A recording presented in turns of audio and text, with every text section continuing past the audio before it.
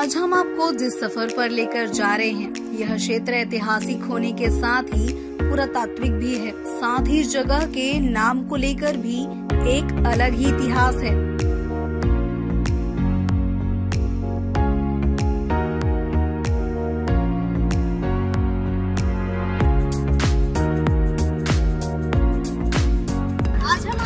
सफर पर ले जा रहे हैं जहां के बारे में आपको जानने की लगातार जिज्ञासा होती रहेगी। उस जगह के बारे में जानने की आपकी जिज्ञासा कम होने वाली नहीं है। वो जगह ऐतिहासिक होने के साथ ही सुंदर दृश्यों से भी भरा पड़ा है। लगातार आपको हरियाली देखने को मिलेगी। तो चलिए चलते हैं इस सुहावने सफर में।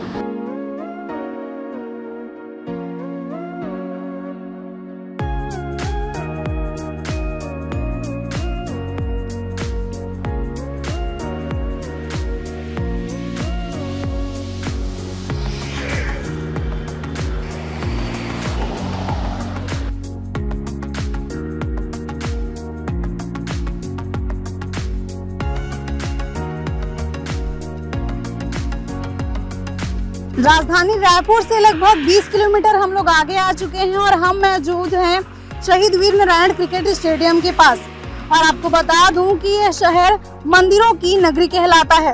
इससे आप समझ ही गए होंगे कि हम आपको कहां लेकर जा रहे हैं। जी हां, हम आपको मंदिरों का शहर कहे जाने वाले आरंग लेकर जा रहे हैं। आरंग मंदिरों की नगरी कहलाती है। यहाँ कई तरह के ऐतिहासिक मंदिर देखने को मिलते हैं, जिनमें से कई मंदिरों को भारतीय पुरातात्विक विभाग ने भी संरक्षित घोषित किया है। और हम पहुंच चुके हैं ऐतिहासिक नगरी आरंग में। यहाँ हम आपको कई ऐसी ऐतिहासिक मंदिरों के दर्शन कराएंगे, साथ ही उससे जुड़े तथ्यों के बारे में भी बताएंगे। इसके साथ ही आखिर क्यों आरंग नाम पड़ा, इसके बारे में भी जानकारी देंगे। आरंग पहुँचते ही यहाँ सबसे पहले बस स्टेशन में राजा मोरध्वज, उनकी रानी पद्मावती, उनके पुत्र ताम्रध्वज, साधु के भेष में भगवान श्री कृष्ण, गांडीवधारी अर्जुन और शेर के रूप में युधिष्ठिर की मूर्ति बनी हुई है। बस इसी के जरिए बताया गया है कि आखिर क्यों आरंग नाम पड़ा है। जैसा कि हमने बताया कि आरंग जो है ऐतिहासिक नगरी है। यहाँ अनेक प्रकार के मंदिर देखने को मिलते हैं। यहाँ मंदिरों की विविधता है, चाहे भगवान शिव के हो, माताओं के हो या फिर राम जी के। ऐसे में अब ये सवाल आता है कि आरंग नाम कैसे पड़ा। तो बता दें कि इस नगरी का नाम आरंग दो शब्दों से मिलकर पड़ा है, आरा प्लस अंग। बता दें कि जब द्वापर युग के समय में भगवान श्री कृष्ण का अवतार हुआ था, उस समय महाभारत का युद्ध हुआ था। तब अर्जुन को ये घमंड हो गया था कि वो ही भगवान कृष्ण के सबसे बड़े भक्त हैं।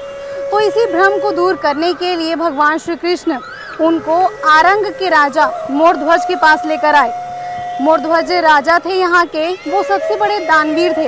उसके साथ ही उनकी रानी थी पद्मावती और उनका पुत्र था ताम्रध्वज। जब भगवान श्री कृष्ण अर्जुन के साथ राजा मोरध्वज के यहाँ आए तो उन्होंने साधु का वेश धरा हुआ था। उन्होंने कहा कि हमारा शेर भूखा है और उनको मांस चाहिए। तो तुरंत ही देरी न करते हुए राजा मोरध्वज ने अपने आप को स्वीकार कर दिया। उन्होंने कहा कि मैं आपके सिंह का भोजन बनने के लिए तैयार हूँ। लेकिन उसी वक्त भगवान श्री कृष्ण ने कहा कि मेरे शेर को बच्चे का मांस चाहिए। उस वक्त राजा मोरध्वज ने बिना सोचे समझे अपने पुत्र ताम्रध्वज को आगे कर दिया और कहा कि मेरा पुत्र आपके सिंह का भोजन बनने के लिए तैयार है। इसके साथ ही भगवान श्री कृष्ण ने राजा मोरध्वज के सामने ये शर्त रखी कि आप अपने पुत्र को काटते वक्त बिल्कुल भी नहीं रोएंगे। वैसे तो माँ बाप अपने बच्चे को छोटी सी भी खरोच लगती है तो दर्द से कराह उठते हैं। बच्चे को भले ही दर्द ना हो, लेकिन माँ बाप को बहुत ज़्यादा तकलीफ होती है। ऐसे में भगवान श्री कृष्ण की ये शर्त कि आप अपने बच्चे को काटते वक्त ज़रा भी नहीं रोएंगे, तो आप सोच सकते हैं कि राजा मोरध्वज और रानी पद्मावती पर क्या बीती होगी। लेकिन उन्होंने अपनी भक्ति का परिचय दिया और अपने पुत्र को बिना सोचे समझे आरा से काट दिया और उसका सिर सिंह के आगे पेश कर दिया। जिसके बाद भगवान श्री कृष्ण राजा मोरध्वज और रानी पद्मावती की भक्ति से काफी ज्यादा खुश हुए और उनके पुत्र ताम्रध्वज को फिर से जीवित कर दिया। इसके साथ ही भगवान श्री कृष्ण ने अर्जुन को कहा, मेरे तुम ही एकमात्र भक्त नहीं हो, राजा मोरध्वज भी मेरे भक्तों में से सर्वश्रेष्ठ हैं। तो यही है आरंग का इतिहास। ऐसे ही आरा प्लस अंग मिलाकर आरंग का नाम पड़ा है।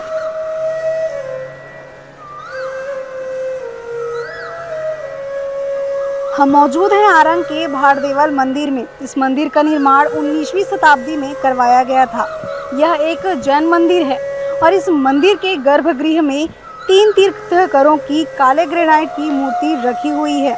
बता दें कि भारतीय पुरातत्विक विभाग ने इस मंदिर को संरक्षित क्षेत्र घोषित किया गया है। साथ ही इस मंदिर को पत्थर पर नक्काशी करके बनाया गया है। इस मंदिर में अलग अलग तरह के छोटे मंदिरों के स्वरूप तो वहीं इंसानों के भी स्वरूप देखने को मिलते हैं। भारलदेव मंदिर आरंग के प्रसिद्ध मंदिरों में से एक है। इस मंदिर का निर्माण 19वीं शताब्दी में करवाया गया था। मान्यता ये भी है कि यहाँ भाई बहन एक साथ नहीं जाते हैं। बता दें कि इस मंदिर को भारतीय पुरातात्विक विभाग ने संरक्षित क्षेत्र घोषित किया है।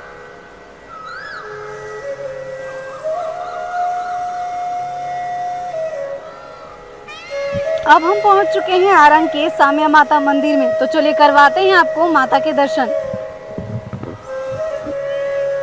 साम्या माता मंदिर आरंग की प्रसिद्ध माताओं की मंदिरों में से एक है।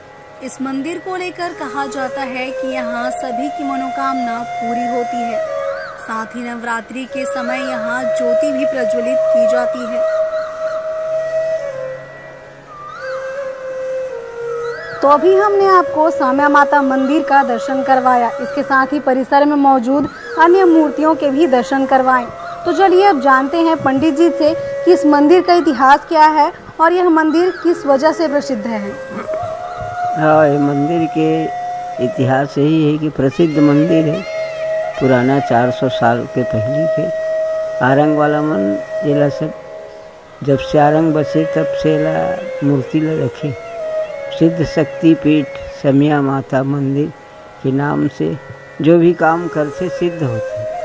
कुंवारी लड़की अगर पूजा करते तो बड़ा सुंदर पति मिलते, और जेकर पुत्र नहीं होला पुत्र मिलते, धन नहीं होला धन, हर काम पूर्ण होते साम्या माता मंदिर की पूजा करे से। और ये है 400 साल करीब हो गए हैं, 400 साल हो गए हैं मंदिर के। यहाँ जोत भी जलते, बहुत सारी जोत 200-400 यहाँ ज्योति जला जाते, बहुत से भक्त बन सब। और यह जो है प्रसिद्ध एकर स्थिति हो है कि सब मनोकामना ला पूर्ण करते। एकर स्थिति का नाम है साम्या माता। साम्या माता है सब जितने भी माता है सब माता की शिरोमणि, और सब दर्शन करिए, सब आते दर्शन करते और सुंदर मनोकामना पूर्ण करते। और ये मंदिर जो है, जो पीपल झाड़ है वो पुराना झाड़ है, उसमें सोना चांदी कुछ द्रव्य रही। पहले अंग्रेज जमाना में सोना के सिक्का चल रही थे, वो सोना के सिक्का सब बस्ती वाला मन निकाल के ले गए। नगर स्थिति वाला गुफा के नाम से जाने जाते हैं। और ये नगर जो है मौरध्वज राजा के लड़का ताम्रध्वज जो अपन बेटा द्वापर युग में आरा में चीर के दान दे रही थी, ओकरे से आरंग जो है प्रसिद्ध है। आज तक ले आरंग वाला मन और बस स्टैंड में मौरध्वज के मूर्ति रखे, लोग वागला विश्वास कराए खाते। और सचमुच में मौरध्वज की नगरी है, जी हाँ सब। और यहाँ आरंग में 126 तालाब रही से 120 तालाब।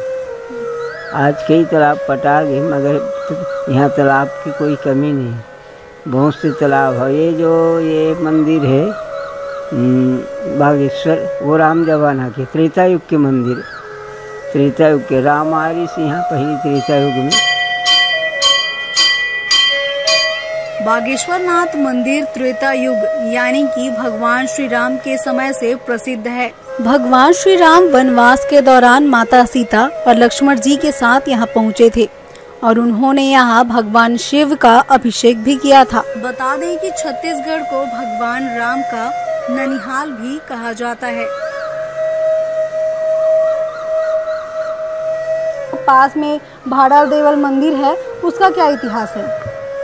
अरे भाड़ाल देवल मंदिर जो है ओकर ये सतयुग के जिला बिना वस्त्र के और काम चलत रही। एक दिन ओकर बहन जी आ गए तो सच्चा के और मिस्त्री जो है अंदर में कूद गए। कुछ पता चलते वो एकदम वो वहाँ निकल के बलौदी में वो है मंदिर, इसने भाड़ाल देव वहाँ निकल गए। वहाँ भी मंदिर में कलश नहीं है। एक नाम से भाड़ाल देव मंदिर आज तक ले प्रसिद्ध है। लोग बाग वहाँ भी दर्शन करे बर आते और दर्शन करते। अब से बहुत से मंदिर है आरंग में, ये तो पर्यटन स्थल में और घोषणा कर दे सरकार है। बहुत मंदिर है शिव जी के, काशी बनने वाला है मगर शिव जी के एक मंदिर कम होए से महादेव के काशी दूसरी जगह चले गए। ऐसे प्रसिद्ध आरंग है। बताया जाता है कि आरंग को काशी घोषित करने वाले थे, लेकिन बस भगवान शिव की एक मूर्ति कम हो जाने के कारण यह संभव नहीं हो सका। आरंग जो है एक धार्मिक बस्ती है, यहाँ पूजा पाठ सब होते रहते। एक कारण लोग बाग आरंग में बहुत बसते और बहुत अच्छा भक्ति भाव सब चलत रहते। और शीतला मंदिर है, महामाया मंदिर है, बहुत से मंदिर है आरंग में। चारों जगह में चारों खोटे में मंदिर ही मंदिर है, तो ये सब दर्शन करे लोग बाग आते। पंडित जी ने हमको बताया कि आरंग जो है मंदिरों की विविधता से भरा हुआ है। अनेकों प्रकार के मंदिर आरंग में देखने को मिलते हैं, चाहे भगवान शिव के हो, राम के हो या फिर माताओं के मंदिर आरंग में भरे हुए हैं। साथ ही आरंग तालाबों की भी विविधता देखने को मिलती है। जैसा कि पंडित जी ने बताया कि एक ज़माने में आरंग में 100 से भी अधिक तालाब हुआ करते थे। हालांकि कुछ तालाब अभी विलुप्त हो चुके हैं, लेकिन अभी भी तालाबों की विविधता आरंग में देखने को मिलती है। तो ये थी मंदिरों की नगरी आरंग, जिसके नाम के पीछे भी एक ऐतिहासिक महत्व है। इसके बारे में हमने आपको बताया, साथ ही यहाँ के मंदिरों और आपको तालाबों के बारे में भी जानकारी दी। यहाँ मंदिरों के साथ ही तालाबों के कई महत्व हैं और कई प्रकार भी देखने को मिलते हैं। ऐसे ही सुहावने सफर में आपको ले जाते रहेंगे, ऐसी है अन्य जगहों की सैर करवाते रहेंगे। तब तक के लिए बने रहिए लाइव खबर 24/7 के साथ।